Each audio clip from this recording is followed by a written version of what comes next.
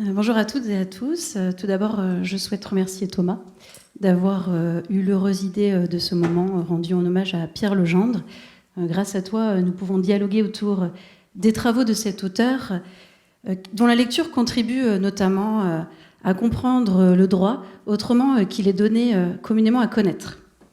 L'université a besoin de pensées originales comme la sienne, que le droit ne soit pas systématiquement utilisable ou estampillé droit parce qu'il est utile, ni ne soit mâché à tel point qu'il n'y ait plus rien à penser. Alors il n'y a rien de tout cela chez Pierre Legendre. Ses travaux ne sont pas des manuels fournissant une notice pour l'utilisation du droit. Le lire, c'est errer, ce qui ne va pas sans l'inquiétude du voyageur, ne sachant pas toujours où aller, ni pourquoi il est là. J'ai eu plus d'une fois envie d'abandonner la lecture de Pierre Legendre, ne parvenant pas à tous les coups à le comprendre, lisant la phrase d'après par dépit de n'avoir point saisi celle d'avant, mais trouvant ici et là quelques trésors, assez pour revenir à la lecture. Alors on va dire qu'il faut aimer les énigmes, se creuser les méninges. C'est d'ailleurs paradoxal chez cet auteur, dont le propos tient globalement à dévoiler le fond des choses, que d'être aussi énigmatique. Ou, pour le dire avec ces mots, ceux d'un psychanalyste, il y a aussi dans son œuvre le su et l'insu. Alors la parole est justement un insu. Elle est sans que l'on ne s'en rende compte. Ayant constaté l'importance accordée à la parole dans son œuvre, c'est-à-dire au mystère, la parole engageant l'homme à se questionner sur le sens de sa vie, il m'a semblé d'un grand intérêt d'en discuter, d'autant plus dans la mesure où il fait du langage, avant lui Ferdinand de Saussure, la première des institutions, et alors que l'institution est sa grande énigme. Alors j'ai été en outre surprise par son expression du joug de la parole. Il dit maintes fois que la parole, qu'il confond d'ailleurs avec le langage, est un joug, ou joug, lequel désigne proprement dit une pièce de bois qui unit animaux de trait, le plus souvent des bœufs, servant à la fois à relier et à soumettre. Le caractère contraignant du langage n'a rien d'évident. J'ai donc eu envie de réfléchir à la parole pour lui rendre hommage, alors qu'il semblait tenir à ce qui reste caché à la raison humaine. Ceux qui aiment lire Pierre Legendre sont aussi sensibles sûrement au mystère, à ce que l'Occident ne voit pas de l'Occident, en quête de trésors, qui rend fréquemment visite à son œuvre, a probablement envie de savoir. Pourquoi j'existe ? Pourquoi je vis ? Pierre Legendre pose la question anthropologique par excellence, le fameux pourquoi, mis au pilon dans notre société occidentale, exigeant l'efficacité, devenue dépendante au confort intellectuel, absence de questions, comme le dit là Jacques Ellul. Alors avec Legendre, on ne cesse au contraire de s'interroger. Sa pensée tend le miroir, c'est une image à laquelle il tient, de notre propre ignorance. Le fond, comme il le dit, c'est que l'on croit plus que l'on sait. Il écrit contre le grand œuvre de la soumission, qui vulgairement s'appelle crétiniser. Et là, il nous invite à nous observer. Alors quoi de plus consciencieux, après tout, pour un psychanalyste ? N'est-il pas là pour accompagner l'autre à alléger son existence ? Que ce qui est insu soit connu. Il nous tend le miroir. Regardez qui vous êtes. Alors qui sommes-nous ? Eh bien, nous sommes d'abord des êtres doués de parole. Et en ignorons à peu près tout ce que cela signifie. Pierre Legendre nous ramène à ce qui fait de nous des êtres humains, à se rendre à l'évidence qu'on parle et que cela n'a rien d'anodin. Comprendre que parler, c'est mettre en scène, comme il le dit très souvent, ou qu'une société est encore un édifice de langage. Donc c'est ce sur quoi je vous propose d'échanger, soit quelques-unes de ces réflexions sur le langage. Il y a une chose importante dans sa pensée sur le langage, à savoir que parler, c'est par l'homme du réel, ainsi contraint de vivre dans l'univers de la représentation. En ce sens, parler, mais sous le joug de l'image. Donc, ce sera l'objet d'un premier point. Séparé du réel, l'homme se pose en conséquence la douloureuse question du pourquoi. Or, l'État répondrait à cette question se faisant rassurant. Donc une telle lecture à propos du langage nous invite aussi à considérer l'État comme un joug, puisque l'homme parlant ne saurait s'en passer, à moins de souffrir l'insensé ou trouver une autre parole référente. Donc ce sera l'objet d'un second temps. Or, l'âge de la techno-science-économie, donc c'est son expression, abîmerait le langage et remettrait en question celle du sens. Nous serions en train de vivre un délitement de la société pour lequel Pierre Legendre se fait assez pessimiste. Et s'il n'y avait pas pire joug que la fin du langage, tel que nous le connaissons, alors il ne pose pas explicitement la question, mais ses réflexions incitent sérieusement à y réfléchir. Donc ce sera l'objet d'un troisième et dernier temps. 3 temps qui ne sont qu'un commencement de réflexion, étant donné l'épaisseur et l'ambiguïté de son œuvre. Alors je voudrais surtout questionner le langage, ainsi qu'il m'a semblé être au cœur de ses réflexions. Alors d'abord, le joug de l'image.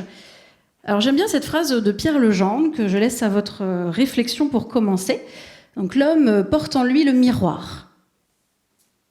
Alors selon Pierre Legendre, l'homme naît 2 fois. D'abord en chair et en os, ensuite dans le monde de la représentation, par le fait de la parole. Donc c'est là un enseignement aussi de la psychanalyse lacanienne, auquel il semble emprunter, soit l'idée que l'homme est parlé dès sa naissance. D'après Jacques Lacan, je le cite, « Nous sommes des êtres qui ne parlent pas seulement à être, mais qui sont également des par-l'être. » En d'autres termes, nous sommes déjà parlés. Alors, n'avez-vous pas remarqué que vos paroles, soit n'étaient pas celles que vous vouliez au fond formuler, soit étaient étonnamment les mêmes que celles dites par d'autres? Songez un instant à la puissance de la propagande, aux mots répétés de vos parents, ou plus récemment générés par ChatGPT, tels que les mots approfondir, comprendre, rapide et méticuleux, envahiraient depuis nos conversations, d'après des chercheurs du Max Planck Institute for Human Development.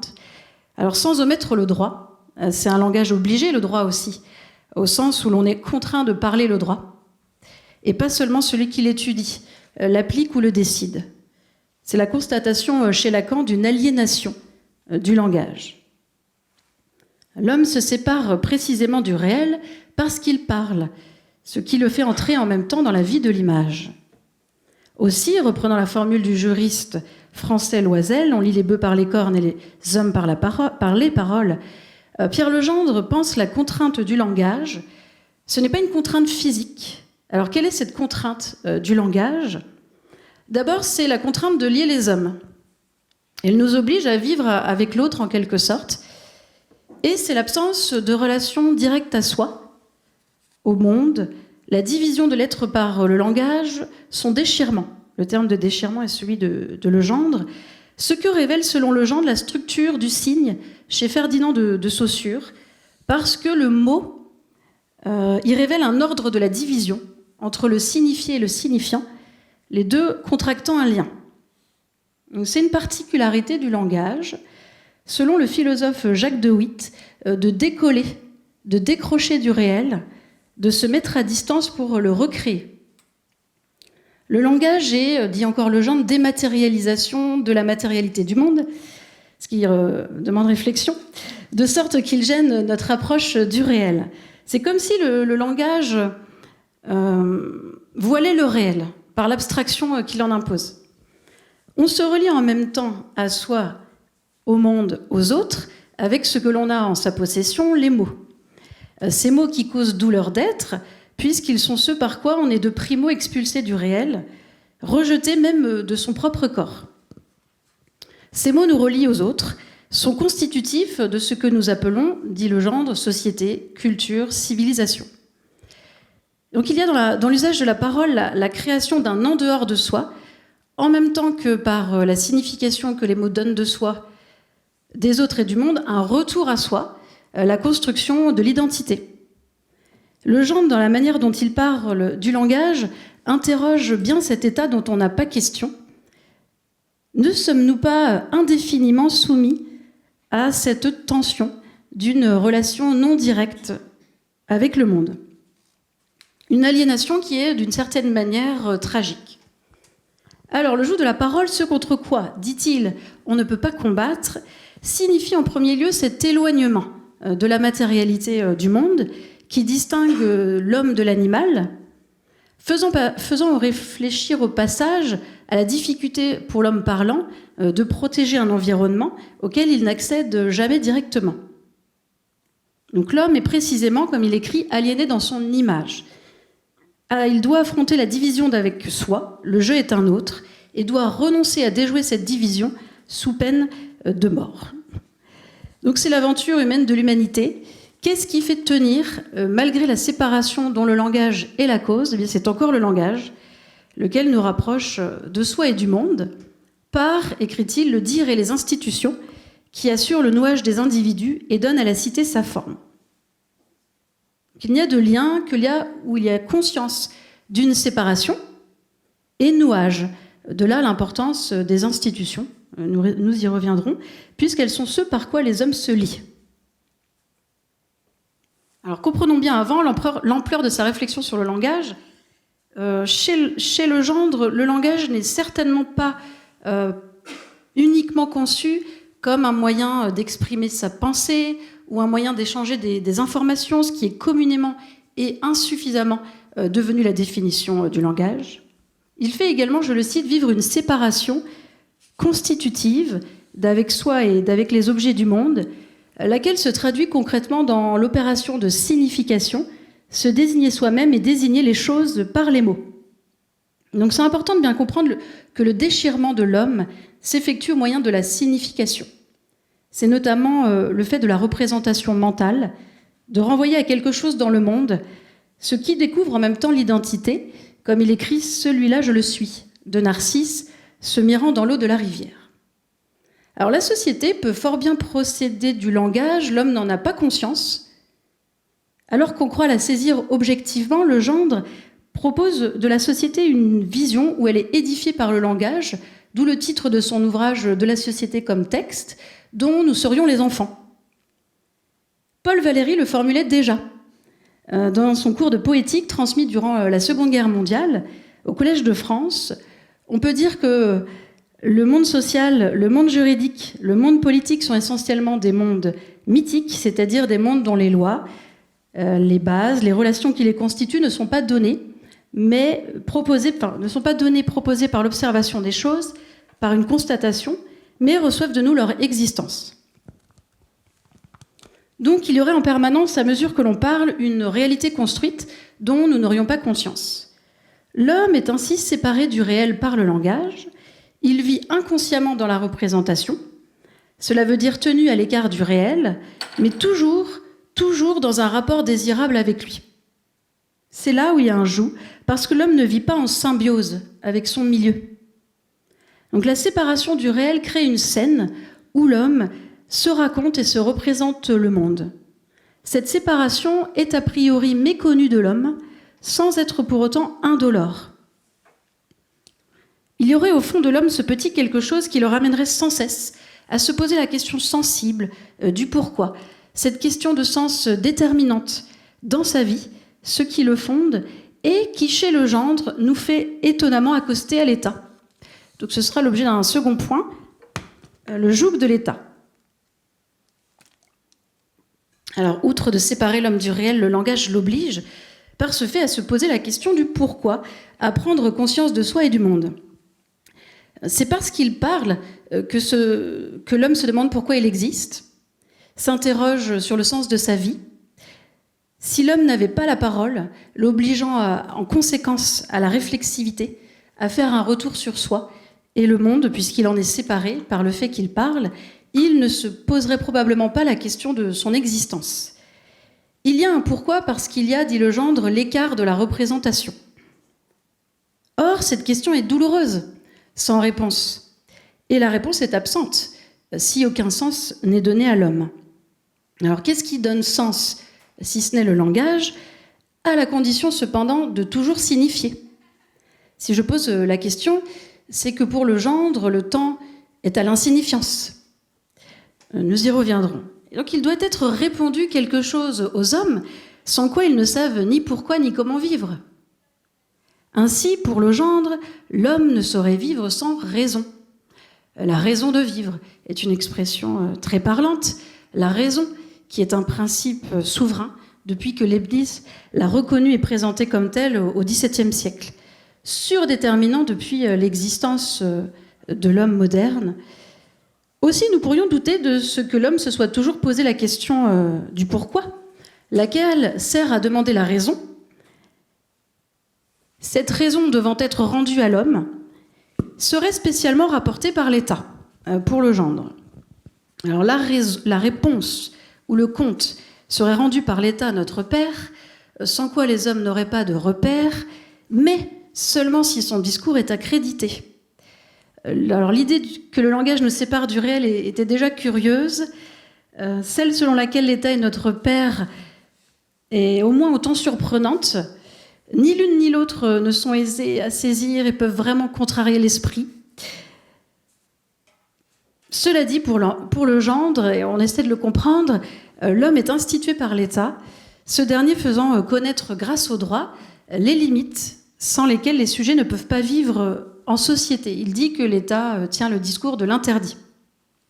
En même temps qu'il met en scène la réponse au pourquoi, puisqu'il n'y a pas d'institution de l'homme sans acceptation des règles au nom d'un intérêt jugé supérieur ou objet d'une croyance fondatrice, comme le peuple ou la nation. Et donc cet État, il écrit, c'est un montage langagier, comme toute institution. L'État est l'institution ou le tiers, dit-il, qui, paternel, répond, comme tu l'expliques, Grégoire Bigot, à qui l'on doit au passage d'avoir fait connaître Pierre Legendre aux étudiants de cette faculté de droit. Donc je te cite, si cet État répond, il différencie et assigne, et est ainsi une fiction qui tient le langage de la vérité. C'est évidemment grâce au travail accompli par les juristes théologiens. Il exerce ainsi une autorité au sens latin, la auctoritas, est ce qui contraint mais aide à grandir. Fin de la citation. Donc on se réfère à l'État pour se situer. D'abord par l'état civil qu'il confère à chacun d'entre nous dès la naissance. Comme l'écrit encore un autre psychanalyste, Paul-Laurent Assoun, qui a mis l'administration sur le divan, la puissance administrative suit le sujet social de la naissance à la mort, à la trace, en quelque sorte, contribuant à l'instituer à coup d'attestation, c'est assez violent, hein, à coup d'attestation, de carte d'identité, de passeport et de certificat, bref, elle convoque le sujet. Alors, qui serions-nous sans l'État ? Le droit n'est pas n'importe quelle parole dans l'esprit de Pierre Legendre, étant donné qu'il institue la vie, selon une expression maintes fois employée par ses soins, pour mettre en évidence sa fonction anthropologique. Il n'est pas sans importance de faire du droit, alors qu'il est communément enseigné comme une technique neutre. C'est au moins faire l'apprentissage des règles par lesquelles il est donné un sens à la vie de l'homme. Comment vivre ? Nous ne pourrions dès lors pas vivre ou mal sans le droit, ni sans filiation, encore d'ordre étatique dans l'Occident. Enfin, en dehors de celle de nos parents quand même. Donc voilà une idée particulièrement vertigineuse que les juristes ne prennent pas au sérieux. En majorité, ils n'acceptent pas, selon notre auteur, je cite, que le droit puisse relever d'un autre fondement que le droit. Soutenir que l'État institue l'homme en lui disant ce qu'il est n'est pas enseigné en droit. Ni n'est enseigné l'ordre du langage, alors que c'est dans la tradition européenne, dit Pierre Legendre, de l'enseignement du droit et de l'histoire du droit, cette transmission sur le langage. Cependant, l'État, en tant que réponse, est une parole pour l'homme, ce qui ne veut pas dire que l'État nous parle, dans le sens où on échangerait avec lui, mais plutôt institue des réponses auxquelles on croit. Donc, sans l'État, c'est donc douleur d'être soi, car il n'y a rien qui puisse être répondu, à moins d'une nouvelle institution pour répondre aux hommes, ou de parvenir à se passer de la question du pourquoi, chose a priori possible à la condition de ne plus parler. Alors ne pensez-vous pas que les institutions, à commencer par l'État et le droit, soient au fond des univers rassurants parce qu'ils répondent. On est ainsi amené à concevoir que le joug de la parole, c'est aussi celui de l'État. Ce qui est à certains égards un problème, ou du moins une question, sachant que sa forme administrative est une contrainte fâcheuse pour la liberté. Et puis, quel genre de père est l'État? L'animal au pourquoi ne saurait cependant se passer de la réponse. Et précisément, c'est le fait de répondre, incarné dans la figure moderne de l'État, laquelle, cette figure, est divinisée, au point où vouloir vivre sans est un grand tabou. Donc nous croyons que l'État nous répond, et dans ses réponses, il n'y a qu'à se souvenir du temps du Covid pour en être convaincu. Pour que l'homme soit institué donc, par l'État, il faut non seulement croire en l'État, mais que les mots fassent en outre autorité. L'autorité des mots, dont on parle si peu, pour ne pas dire jamais, en droit, quand bien même il est essentiellement de l'ordre du langage, est fatidique.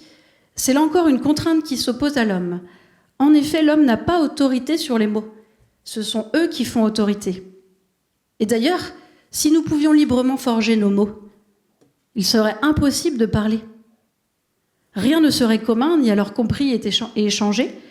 Ce qui rend le langage commun, c'est d'être normatif, peu ou prou fait de règles connues. Et donc, paradoxalement, c'est pour pouvoir parler que nous ne choisissons pas nos mots. Sans la contrainte heureuse du sens, tel mot signifie telle chose, la parole serait irréalisable. Il n'y aurait pas de langage si l'homme s'exprimait de toute volonté, puisque la relation d'homme à homme serait rompue. Et donc la parole est de ce point de vue une contrainte, tant cette contrainte de signifier suppose l'autorité des mots pour se faire comprendre. Alors le repère étatique ne saurait tenir debout que si l'on a confiance dans les mots. Littéralement, il écrit l'adéquation mot-chose, ou pour le dire avec les mots d'un commentateur de Saussure, eh bien, il n'y a pas de règle qui puisse expliquer pourquoi cheval signifie cheval. On se fie aux mots. Legendre s'inspire encore de Paul Valéry, soutenant la fiducie des mots. C'est l'idée que les mots instituent parce que l'on s'y fie. D'où créditons, je cite Pierre Legendre, les mots d'être fondés à circonscrire la réalité, à désigner ce qu'ils désignent. C'est le noyau dogmatique de toute civilisation, à partir duquel nous pouvons appréhender en théoricien la structuration normative des sociétés, l'institution de la vie. Donc là, il soulève la question du crédit de la parole. Sur quoi se fonde l'autorité des mots, et donc sans laquelle il n'y a pas de contrainte, c'est-à-dire de réalité dépassant l'homme. Le fait, c'est que le langage fonctionne à la condition d'un garant qui fonde l'autorité des mots. Le concept, il écrit « c'est ainsi ». C'est ainsi, notifié par la linguistique moderne. Jamais l'homme n'accède immédiatement à la chose puisqu'une médiation est nécessaire, le crédit. Faire crédit, il écrit, c'est différer un paiement. La métaphore du prêt suggère que les mots sont la réalité en différé. Alors, il ne critique pas l'autorité des mots, Pierre Legendre. Au contraire, il évoque le danger de la fragilisation du langage à travers la mise en cause du garant, et plus largement, il prévient du risque de fossilisation du langage.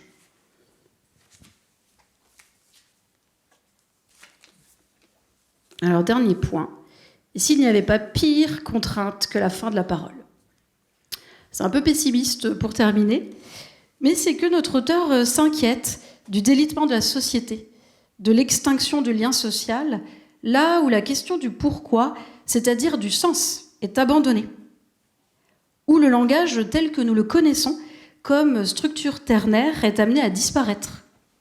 Où l'État ne veut plus rien dire, a écrit Pierre Legendre. Il ne veut plus rien dire face à l'idéologie du libre choix sur le marché de tout, qui prétend disposer de tout, donc de la logique fiduciaire des institutions.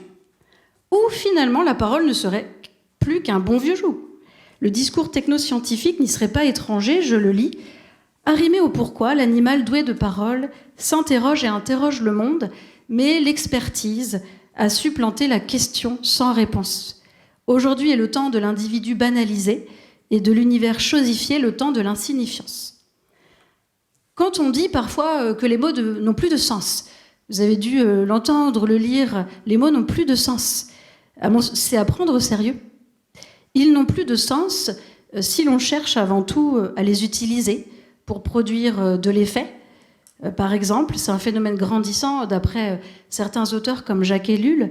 Le langage, désormais, doit être efficace. Enfin, tout doit être efficace. Il importe moins qu'il signifie, mais davantage qu'il fasse. des choses avec des mots. Comme le disait Austin dans son célèbre ouvrage traduit par Dire, c'est faire, dont l'influence est grande en linguistique et même en droit, si ce n'est pas l'inverse. Et donc pour Legendre, c'est aussi joli que survient l'entrée en scène du management, révolution froide, en ce qu'apparemment elle ne dérange aucun ordre établi, s'accommode de tous les prêches, contestations et débats, n'annonce aucune apocalypse, mais au contraire le règne inévitable de la démocratie, sans nul doute à une condition implicitement postulée, dont on prend conscience dans l'après-coup des pratiques, que la parole ne soit plus ce qu'elle était. Une parole mais un acte. Le management change le statut du langage. Fin de la citation. Donc, ce qui voudrait dire d'abord la mutation du langage dans le sens d'une perte. Donc c'est un constat inquiétant de Pierre Legendre. C'est la mort de la parole comme expression du sens de la vie, s'éloignant alors de la vérité. Donc la parole serait devenue surtout un rapport à l'action, ou envisagée de manière pragmatique, toujours plus bornée au réel. On en revient à la question de l'homme. Pourquoi j'existe ? Pourquoi je vis ? Laquelle se pose moins à l'homme moderne ? Cet homme du réel, somme toute assez indifférent à la vérité. La question du pourquoi ne se poserait-elle bientôt plus qu'à l'enfant ? Je pense à mon petit garçon de 3 ans, pas encore déformé par les exigences techniques de notre monde, qui va à la rencontre du réel, dont le langage en acquisition se forme par compréhension du réel. Les choses sont différentes et il n'a Dieu que pour les séparer et les apprendre. Le caillou, le bâton, le chevalier, le vélo. Nous perdons en prenant de l'âge et de la société cet émerveillement du réel. Les enfants posent des questions qui parfois, c'est regrettable, échappent même aux chercheurs. Le fameux pourquoi ou qu'est-ce que ? La première grande question de l'enfant, c'est pourquoi, ce n'est pas comment. Aussi, la fin du langage, dans l'hypothèse d'un déclin, pourrait être causée par la mise au rebut de ce pourquoi. Et la lecture de Legendre avec d'autres se ferait alors annonciatrice. Elle avertit d'une plus grande contrainte que la parole, son absence. Ce que l'on gagne, en d'autres termes, à ne pas savoir douloureusement qui on est, on le perd à n'être plus. Et donc Legendre déplore au fond, je le cite, le phénomène contemporain de la désinstitution du sujet, lequel est indissociable pour lui de la déformation du langage. C'est par le langage dont la structure est ternaire que les hommes dialoguent ou se créent le lien.